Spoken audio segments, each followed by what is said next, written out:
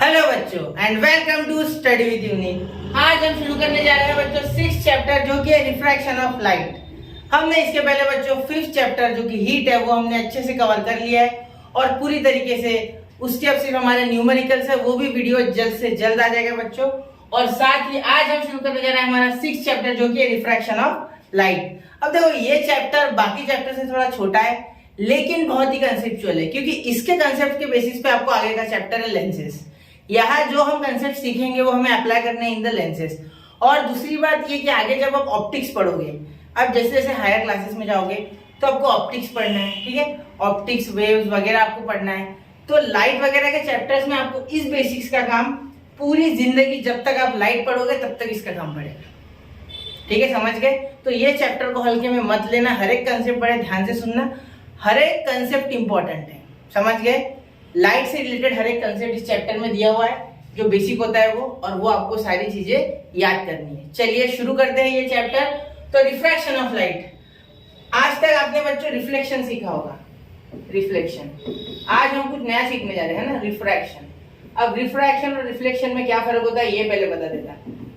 देखो रिफ्लेक्शन यानी बच्चों अगर एक आईना रखा है, सपोज आप ऐसे आईने के सामने खड़े हो, ठीक है, इसके अंदर आप खुद को देखते हो, ठीक है, ये हो गया रिफ्लेक्शन, ठीक है। और रिफ्रैक्शन यानी क्या, जैसे एक लेंस है, ठीक है, यहां से सनलाइट आ रही है इस तरीके से, ठीक है, यहां से सनलाइट इस तरीके से आ रही है, तो जितनी भी सनलाइट ये आ रही है, ठीक है, यहाँ कॉन्वेक्स लेंस होता है जनरली मैग्नीफाइंग ग्लास में, और यहाँ मैंने एक कागज रखा है, ठीक है, तो ये कन्वर्ज कर रहा है, कन्वर्ज यानी पास लाना, एक साथ लाना, तो ये कन्वर्ज करके यहाँ ऐसे एक पॉइंट बना ले रहा है जहां पे सारी जो रेडिएशन है, जो सनलाइट है, वो एकत्रित हो गई, मतलब एक साथ आ गई, कॉन्सेंट्रेट हो गई, जिस कारण से वहां का टेम्परेचर बहुत ज्यादा बढ़ गया और वहां पेपर में आग लग गई, समझे। तो लेंस में ये फर्क होता है कि वो लाइट को पास होने देता है, मतलब रिफ्रैक्शन जो होती है वो क्या होती है कि लाइट पास होगी उसमें, ठीक है, एट अ सर्टेन एंगल। मतलब देखो अगर सपोज ये है लेंस, ठीक है, तो इसमें से ये लाइट आ रही है सपोज सीधी, तो यहां से देखो यहाँ ये इस तरीके से हो जाएगी, ये कॉन्वेक्स लेंस लिया मैंने, ठीक है, इसलिए तो आप इतना मत सोचो, आप सिर्फ सोचो कि रिफ्रैक्शन में लाइट बेंड हो जाएगी, लाइट मीडियम में से पास होगी कोई तो बेंड हो जाएगी, वो मीडियम उस लाइट को रोक नहीं लेगा।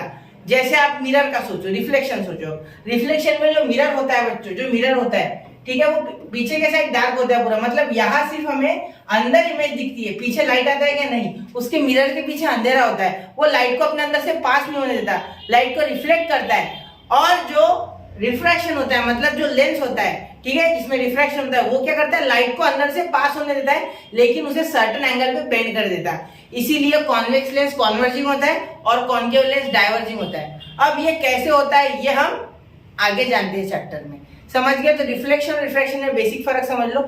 रिफ्लेक्शन यानी लाइट वापस आएगी और रिफ्रैक्शन यानी सिर्फ लाइट उसमें से पास होके जाएगी, लाइट वापस नहीं आने वाली, सिर्फ पास हो जाएगी। हाँ, आप, मैं समझ रहा हूँ आप क्या कहने की कोशिश कर रहे हैं, अगर आपने कभी किया होगा एक्सपेरिमेंट तो थोड़ी सी लाइट वापस आ रही है तो उसे भी क्या कहते हैं वो भी आपको बताऊंगा मैं, ठीक है, वो भी चीज हम पढ़ेंगे, हम हर एक चीज डिटेल में पढ़ेंगे।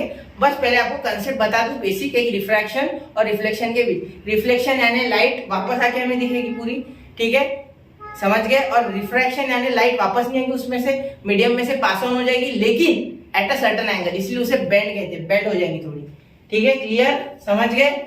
अब देखो, अब यहाँ मैं आपको बताना चाहूंगा, अब यहाँ what is mean by reflection, refraction, तो रिफ्लेक्शन हमने देख लिया, लॉज ऑफ रिफ्लेक्शन। अब लॉज ऑफ रिफ्लेक्शन देखो बच्चों, सबसे पहला आपने लॉज ऑफ रिफ्लेक्शन में ऐसे एक मिरर लिया था प्लेन, ठीक है, इसके बीच में ऐसे एक नॉर्मल बनाया था, ठीक है, इसे कह दिया था नॉर्मल एन, ठीक है, यहाँ से रे गिराई थी, इसको कह दिया था incident at a certain angle theta on the normal, और ये भी थीटा, तो ये है आर, तो एंगल आई मतलब angle of incident is equal to angle of refraction. ये पहला हमारा लॉ था, ठीक है, कि अगर ये स्मूथ प्लेन सरफेस है, अगर ये स्मूथ प्लेन मिरर है, स्मूथ प्लेन सरफेस है, तो अगर हम एक बीम ऑफ लाइट डालेंगे इस पे, जैसे आप समझ लो आप एक लेजर लाइट ले लो, उससे डालो, तो वो लाइट जिस एंगल पे इंसिडेंट होगी उसी एंगल पे वो रिफ्लेक्ट होंगी। Angle of incident is equal to angle of refraction, मतलब angle of incidence is equal to angle of refraction. जिस एंगल पे नॉर्मल के साथ वो आएगी उसी एंगल पे नॉर्मल के साथ हो जाएगी, ये थीटा, मैं इसकी बात कर रहा हूँ, ठीक है, समझ गए। अब दूसरा क्या है बच्चों, दूसरा लॉ ये है कि ये जो नॉर्मल है, ये जो इंसिडेंट है और ये जो रिफ्रैक्शन है, ये तीनों एक ही प्लेन में, देखो नॉर्मल, इंसिडेंट रे और रिफ्रैक्टेड रे, ये तीनों एक ही प्लेन में, in one plane, lie in one plane. ये था हमारा दूसरा लॉ, ठीक है, समझ गए, क्लियर। अब हमारा थर्ड लॉ क्या था बच्चों? थर्ड लॉ हमारा था कि नॉर्मल के एक साइड हमारा इंसिडेंस है, मतलब other side of the normal, मतलब incidence ray, incident ray and refracted ray lie on, देखो एक मिनट थोड़ा छोटा कर लो, लिखने में मुश्किल हो रही है, ठीक है, lie on either sides of the normal, sides of the normal, मतलब नॉर्मल के ही दोनों साइड, ये अलग अलग साइड, ये एंगल ऑफ इंसिडेंस और एंगल ऑफ रिफ्रैक्शन है, मतलब इंसिडेंट रे, ये है हमारी इंसिडेंट रे और ये है हमारी रिफ्लेक्टेड रे, ठीक है, आरी लिख दिया मैंने, ठीक है, समझ गए। तो ये तीन है हमारे लॉज ऑफ रिफ्लेक्शन। ऐसे इसमें हमें लॉज ऑफ रिफ्लेक्शन सीखना है बच्चों, क्या सीखना है? लॉज ऑफ रिफ्लेक्शन, ठीक है, तो वो आगे देखेंगे, ठीक है।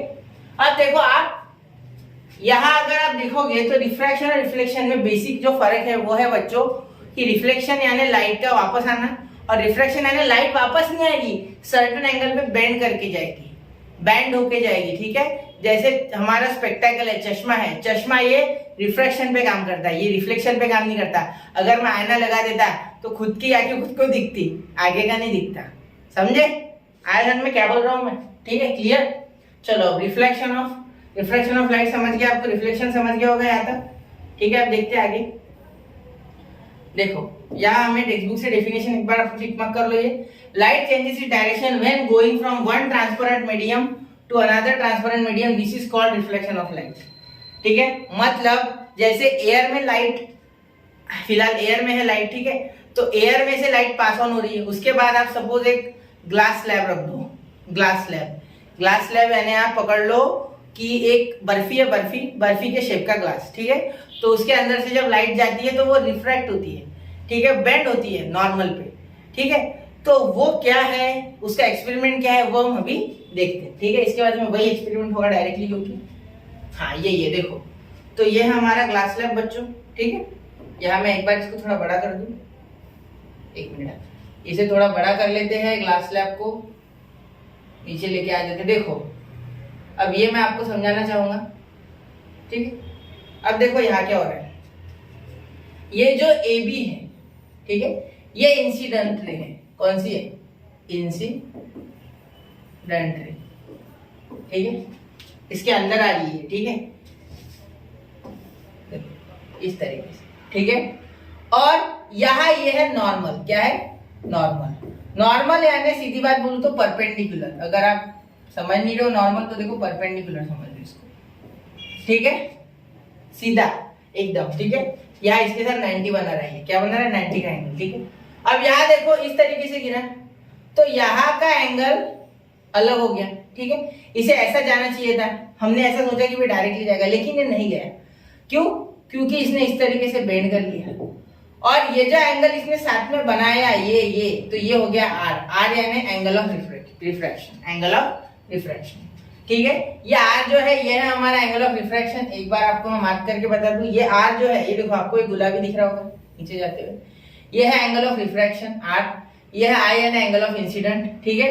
ये ई यानी एंगल ऑफ इमर्जेंट, मतलब इमर्जेंट एंगल, मतलब यहाँ से लाइट वापस बाहर जाएगी। देखो बता दो पूरा परफॉर्मेंस, देखो यहाँ से मैंने क्या किया, लाइट डाली, यहाँ बीम ऑफ लाइट डाली अंदर, ठीक है। तो मैंने क्या सोचा ऐसी जानी चाहिए, लेकिन ये ऐसी गई नहीं, ठीक है, क्योंकि रिफ्रैक्शन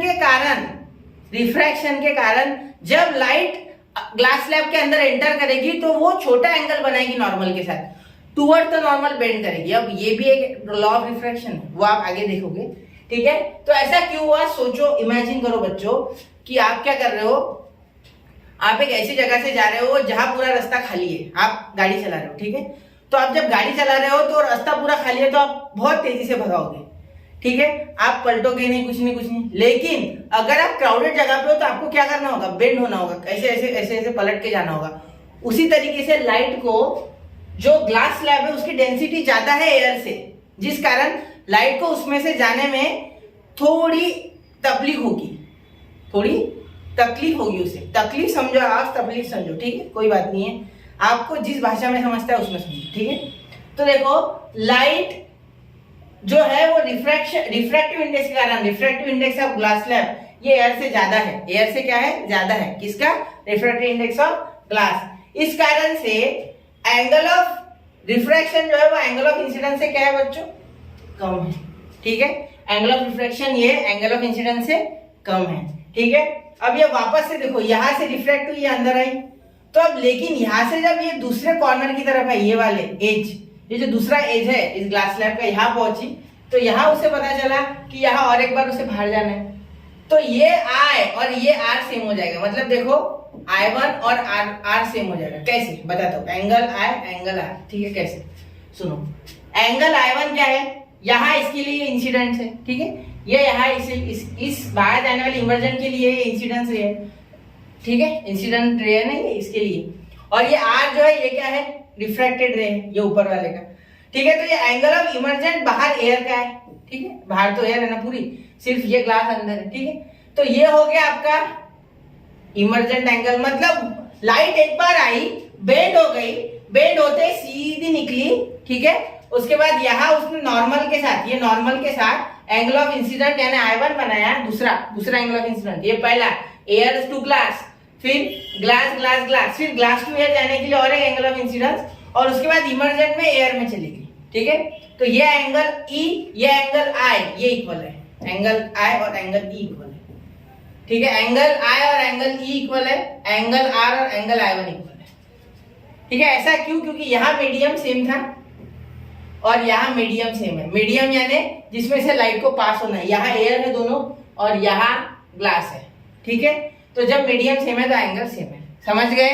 ये सीधी सी बात है। देखो सबसे पहले लाइट अंदर है, उसे कहा एंगल ऑफ इंसिडेंस, फिर उसने नॉर्मल की तरफ बेंड किया, क्यों? क्योंकि ग्लास की डेंसिटी ज्यादा है, ग्लास का refractive index compare to air ज्यादा है, इसलिए लाइट ने बेंड किया। उसके बाद जब वो सीधे निकली तो उसके बाद उसे पता चला कि वापस से बाहर जाना है दूसरे एज से, तो तब वहां हमने एक नॉर्मल खींच लिया, तो जिस एंगल पे लाइट आई वो एंगल डबल यहाँ बन गया। इसे कहा कह दिया हमने इंसिडेंस, एंगल ऑफ इंसिडेंट 2, मतलब दूसरा, तो इसे I1 कह दिया। इसे I कहा है तो इसे I1 कह दिया, ठीक है। इसे I2 XYZ जो बोलना है वो बोलो, ठीक है। उसके बाद यहाँ जब ये वापस से लाइट बाहर निकली एयर में, तो इसने double away from the normal angle बनाया। अवे यानी दूर गई नॉर्मल से दूर गई, क्योंकि यहाँ ग्लास की डेंसिटी एयर से ज्यादा होने के कारण इसके अंदर एंगल छोटा बना, लेकिन एयर की डेंसिटी ग्लास से कम है, इसलिए लाइट जाते समय क्या करेगी?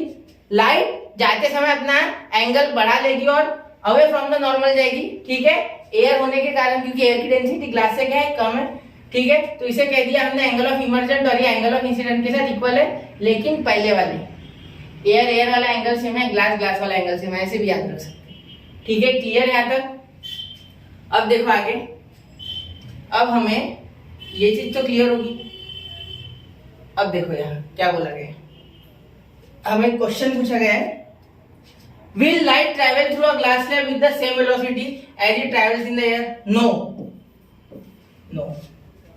देखो ग्लास के अंदर velocity of light, ठीक है, will light travel through a glass slab with same velocity as it travels in air? No बच्चों। क्यों? क्योंकि ग्लास के अंदर जो वेलोसिटी होगी वो कम होगी एज कंपेयर टू एयर। जैसे सोचो ना, आप क्राउडेड इलाके में गाड़ी चला रहे हैं तो आपको स्लो चलानी होगी, और खाली इलाका है तो आप जोर से भगाओगे। वैसे ही लाइट का है कि एयर के मॉलिक्यूल्स दूर दूर है तो लाइट को पास होना आसान है, लेकिन ग्लास के अंदर डेंसिटी ऑफ मॉलिक्यूल्स ज्यादा है, ग्लास के जो मॉलिक्यूल्स है वो ज्यादा है, जिस कारण से उसके एटम, सीधे सीधे बोलूं तो उसके अंदर से निकलना मुश्किल है। किसके लिए? लाइट के लिए। इसीलिए वो टुवर्ड्स द नॉर्मल बेंड हो जाती है, ठीक है। With the velocity of light be same in all media? No, अलग अलग होती है, ठीक है। अब लॉज ऑफ रिफ्लेक्शन हम देखेंगे, लॉज ऑफ रिफ्लेक्शन हम देखेंगे, ठीक है। ये लॉज ऑफ रिफ्रैक्शन इंपॉर्टेंट है बच्चों, याद रखना। लॉज ऑफ रिफ्रैक्शन क्या है देखो, अब आपको मैं डायरेक्ट बताऊं तो 3 लॉ है इसके एक्चुअली, ठीक है। तो तीनों लॉ देखेंगे आज हम, ठीक है। तो तीनों लॉ को करते हैं एक बार एनालाइज। तीनों में पहले आपको बता दूं तीनों लॉज ऑफ रिफ्रैक्शन। उधर जाने से पहले मैं आपको लॉज ऑफ रिफ्रैक्शन बता देता, ठीक है, जिससे कि आपको कुछ इशू ना हो, ठीक है। तो लॉज ऑफ रिफ्रैक्शन। मैंने अभी आपको थोड़ी देर पहले लॉज ऑफ रिफ्लेक्शन बताए, अब मैं बताने जा रहा हूँ लॉज ऑफ रिफ्रैक्शन। अब देखो यहाँ ये है हमारा ग्लास स्लैब, ठीक है, एक मिनट है, ये अब देखो, अब ये ग्लास स्लैब में हम इसे थोड़ा सा मोटा कर लेते हैं जिससे कि हमें मुश्किल ना हो इसे देखने में, ठीक है। अब देखो उसमें नॉर्मल बना लेते दो चार, एक यहाँ नॉर्मल बना लेते, ठीक है, एक यहाँ बना लेते। अब देखो बच्चों, यहाँ एंगल ऑफ इंसिडेंस कुछ ऐसे हुआ, देखो यहाँ से ऐसे गिरी लाइट, फिर यहाँ से जब ऐसी गई तो ऐसी गई, इस तरीके से छोटा कर दिया एंगल। नहीं नहीं नहीं, छी छी छी, ये चलो अब ये वापस से, तो ये देखो ये नॉर्मल के साथ ये वाला जो एंगल है, ठीक है, नॉर्मल के साथ ये वाला जो एंगल है आई, ठीक है, ये बड़ा है, ठीक है, और ये देखो ये जो रिफ्रैक्टेड एंगल है, एंगल ऑफ रिफ्रैक्शन है, ये छोटा है।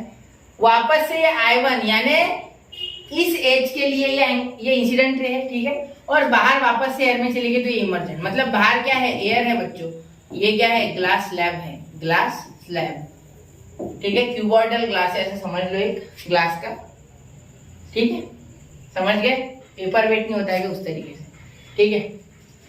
अब देखो इस पे ये रे ऑफ लाइट है, रे ऑफ लाइट, ठीक है, ये angle of incidence, angle of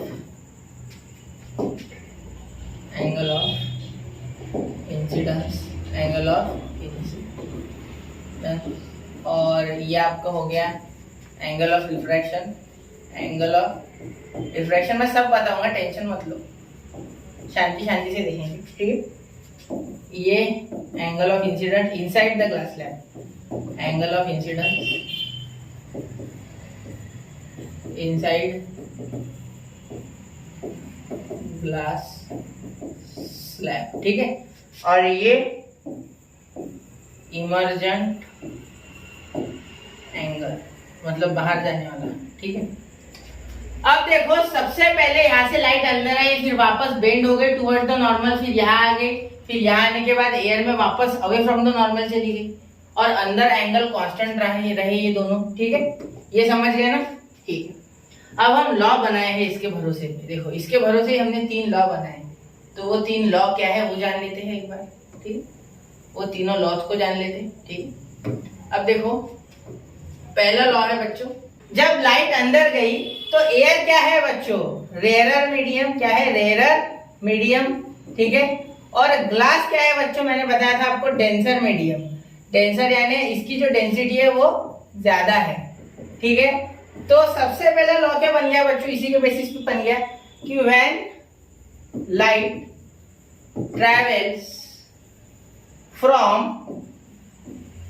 rarer medium to denser medium, to denser medium, to denser medium, it bends towards the normal, it bends towards the normal, towards the normal, समझ गए। मतलब क्या हो गया इसका कि जो लाइट है उसने एंगल घटा दिया, मतलब देखो पहले ऐसे आई, फिर ये ऐसी हो गई, छोटी हो गई, ठीक है, पहले ऐसे आई चौड़ा सीना करके, यह आके छोटा हो गया सीना, ठीक है, मतलब कॉन्ट्रैक्ट हो गई, कम हो गया एंगल, यहाँ ज्यादा यहाँ कम, क्योंकि दब गया ये, ठीक है। तो यहाँ हो गया towards the normal, when light travels from a rarer medium to denser medium it bends towards the normal. अब सेकंड, अब देखो वापस से यहाँ तक आगे तो एंगल वही था, आर और आई सेम था, ये पता है आपको, मैंने पहले बता दिया, ठीक है। तो इसे हम ऐसा भी बोल सकते हैं कि angle R is equal to angle I1 और I is equal to E, emergent angle is equal to incident angle पहला वाला, दूसरा वाला incident angle is equal to refracted angle, ठीक है। तो जब यहाँ से बाहर निकली तो वापस से इमर्जेंट एंगल बढ़ गया, जितना ये आया था उतना हो गया, मतलब when light travels from rarer medium to denser medium to rarer medium it bends away from the normal, मतलब एंगल वापस से बड़ा हो गया, ठीक है। पहले जब रेयरर मीडियम टू डेंसर में तो बेंड हो गई टुवर्ड्स द नॉर्मल, और जब व्हेन लाइट ट्रेवल्स फ्रॉम देखो from denser medium to rarer medium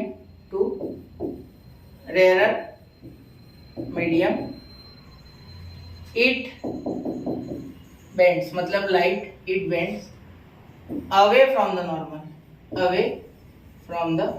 normal, मतलब वापस से एंगल क्या हो गया बच्चों, बड़ा हो गया। क्या हो गया, एंगल बड़ा हो गया। इमर्जेंट एंगल देखो बड़ा है रिफ्रैक्टेड एंगल से।